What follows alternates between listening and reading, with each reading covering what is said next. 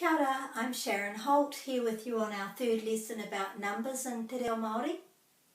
So the previous one was about saying the number in a sentence, e toru ngā pene or e toru ngā pene kōwhai. And now we're talking about asking a question which gives that answer.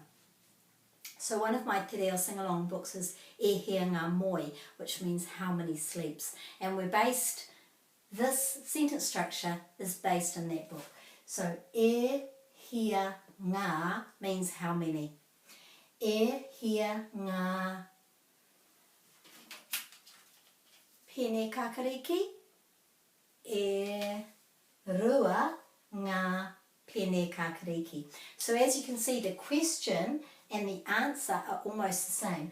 If this says pene, then that will obviously be pene because you're saying how many pens, such and such number of pens. So everything will be the same and the word here is replaced by the number.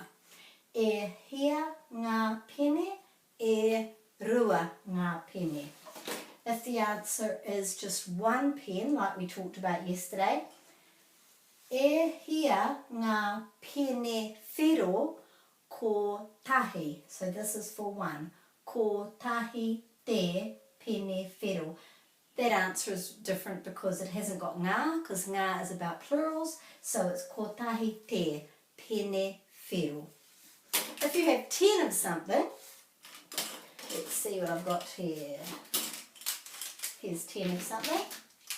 E hea ngā pene te kau. So if it's 2 to 9, it's e. If it's 1, it's ko tahi. If it's te kau or more, 10 or more, then you don't use the e. You just go te kau.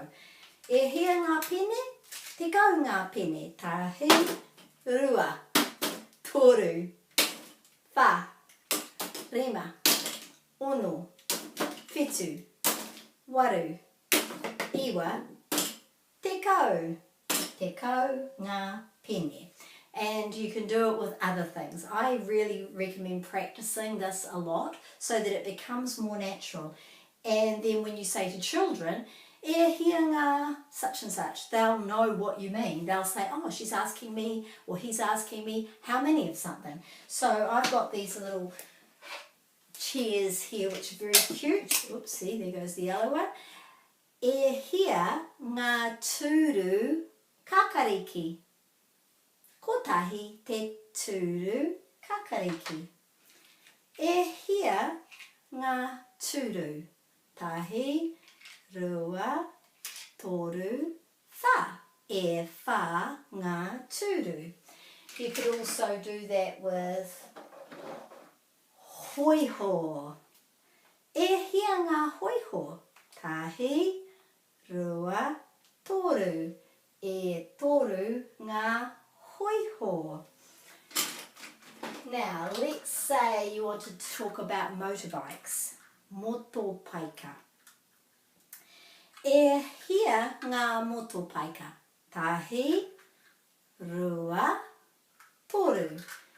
E toru ngā motopaika. What about e hea ngā motopaika pango? How many black motorbikes? Ko tahi te motopaika pango. What about how many small motorbikes? E hea ngā motopaika iti. How many small motorbikes? Ko tahi te motopaika iti. E hea ngā motopaika nui. How many big motorbikes? E rua ngā motopaika nui. So that's a little bit of an idea about how you could spend a lot of practice with taking counting into a sentence, a question and an answer. It's a lot of fun. You could make a game of it and you could practice lots of vocabulary that way, as well as your sentence structures. Okay, ka kite.